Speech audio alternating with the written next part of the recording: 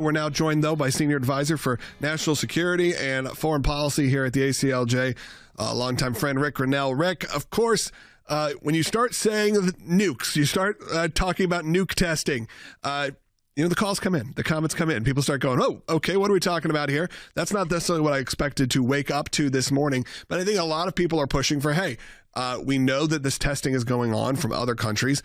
And if the goal is actually to end the nuclear programs and to, completely wrap this up, we need to get the attention of China and Russia. Do you feel like that is what's happening with President Trump, or what's the game plan here? Is every American's woke up to probably a push notification on their phone saying President Trump to begin nuke testing? Well, look, I think people need to understand that nuke testing is extremely important. We have to make sure that our stockpiles are working, that they're able to be used. This is about peace through strength. This is not about using them, but making sure that people know that we do have not just a threat, but a credible threat. As a diplomat, as somebody who hates war, I love nuke testing. And here's why. Because when a diplomat is sitting at the table, the best thing in the world is to have President Trump behind us saying, I want our diplomats to succeed, but if we have to transfer this file to the Pentagon, they don't negotiate. So negotiate hard with our diplomats. Let's make sure that we have a peaceful settlement. The alternative is for you to have the entire situation given over to Pete Hegseth at the Department of War. They don't negotiate, they just protect. So I love having a credible threat behind us. And one thing that we've known about President Trump is that he uses the credible threat to make sure that he protects Americans, and that the other side always knows that there is a threat of tariffs, some peaceful maneuvering of sanctions or other tools of the United States government. But there's also a possibility of direct military strikes. That combination makes President Trump very credible. You've been in those rooms, you've sat down with a lot of these people, and I do think that you're right in that notion, thinking that they're very different. We had a call come in and say, hey, a lot of these countries we're talking about here, they value human life very differently. It's a lot of different concerns that are going on, and whether that's economic sanctions or whatever it may be, the having those tools, as you said, especially when President Trump has been more than willing, especially with early on, there's certainly a breaking point for him. And I think maybe, we're getting there in terms of Russia and everything that's going on, where he's been willing to sit down and have these meetings and try to figure out all of the peaceful ways to get things done. Unlike the Biden administration, who decided, no, if we deem you a quote unquote bad guy, we're not even going to return your calls. Look, I think people need to calm down here and realize that we're having an adult conversation. We're talking about being prepared, not pulling the trigger. And there's a huge difference. And if you're the U.S. government, put yourself in the situation where you're the leader of the free world. You can't just say, we're giving up all of our nukes, and so come get us. You have to be able to be smart about protecting the American people. President Trump has demonstrated over and over and over again that he values human life, that he rescues our hostages, that he's protecting the American people, both from a prosperous standpoint and from a national security standpoint. And so we need to be able to make sure that we have a credible threat, not just a threat. This is exactly what the president is doing. People need to listen very carefully to what is being discussed and not get duped by the media into thinking that something else is happening. That's right. The headline, like I said, the push notification a lot of us got didn't leave off, or happened to very nicely leave off the next part, which was saying my plan is that there should be no nukes, that we need to denuclearize the world, that we need to be talking with Russia, that needs to be the plan. That if we talk with Russia, we're talking with China, we're going to end this entire program if possible. But before we can end it, as you said, we need to make sure things are operational. When Russia says, hey, we have one that can go 8,000 miles, and you go, okay, well, maybe we should be at least looking into it. Whether that's true or not, this is coming from Russia, who knows? But of course, you can't take those threats not seriously. I did want to move a little bit. Can I make one point? Because I think what you just brought up is really good. The headline is different than the story. But look, we need to be, as consumers of news, we need to be very smart about what's happening.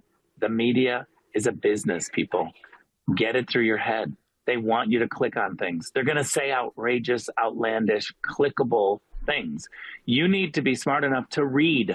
You have a responsibility. Read. Don't just look at something and jump to conclusions and post on Facebook. Look, it's a tough thing, Rick. I'll be honest with you. I talk to our team every day about, you got to have something. They'll push for me to say, here's what we're going to say for the headline. And we have to have this conversation to go back and forth. I go, well, this is, the social media team says, this is what's going to work. This is what YouTube is going to serve. That's also the truth, is that what's getting served, it's not necessarily always cut and dry. It's about, will people click over? Not only will they click over, but will it actually make it in front of the eyeballs? It is a game. It's sadly a game that a lot of us have to play. Yeah, of course. Yeah. This is the business of media and the competition that we face right now. So it's incredibly important for the consumers of news to look at multiple news sources and dig a little deep. You have a responsibility. You can't just be a sheep. Well, then let's talk about the one story that seems to keep coming up. And that is, of course, the media's freak out over some comments that came in about a third term for President Trump. I feel like this just it's another story. It's the ballroom of this week that just keeps rolling on. I just got to get your thoughts. It feels like, President Trump will sometimes push it forward a little bit, but he said pretty clearly, I don't think I could do it. I'm pretty sure that's not allowed. But you know what? If you want to keep talking about it, we're not going to stop the story. Look, I just got a hat that says Trump 2028. I love it because I love the conversations that ensue. Do I think that Trump is running in 2028? No, I don't. And people, we need to use a little humor here. And if the media is a business, don't hate the billionaire who is an amazing businessman who knows what sells. And that's President Donald Trump. And it's not only that. I mean, there is the message points of, look, the Republican Party, I think, in general, was changed forever with President Trump. And I think that we'd be lying to ourselves to think it's going to go back in some ways anytime in the near future. Yeah, so I think when you hear a Trump 2028, it's not necessarily saying President Trump. It's saying, look, this is probably a similar agenda that could be moving forward. That's a fantastic spin. Can I start using that, Logan? Absolutely. Of course. It's all yours, Rick. Just don't quote me. You can just keep it yourself. I don't need to be showing up on any websites anymore. As Logan Sekulow told me, that's my new answer. Yes, absolutely. Rick, I want to say we appreciate you calling in because it's always good to hear from you. And we've talked about nukes. Now we've talked about Trump third term. The only other thing we haven't talked about, and I think you can maybe briefly discuss this. Of course, we spent a lot of time this morning and it feels like the last 10 years, I think we've talked about Jack Smith here and now Arctic Frost, where we've seen now more pushes and more releases saying not only was it the people that are around President Trump, then it was like a senator that may have called him once, to now saying that they were looking at the phone records of major media organizations, Fox, CBS even, Sinclair, that it just seems like it keeps going deeper and deeper. As someone who was there, Rick, and someone that what it's like on the inside, how you feeling about all this?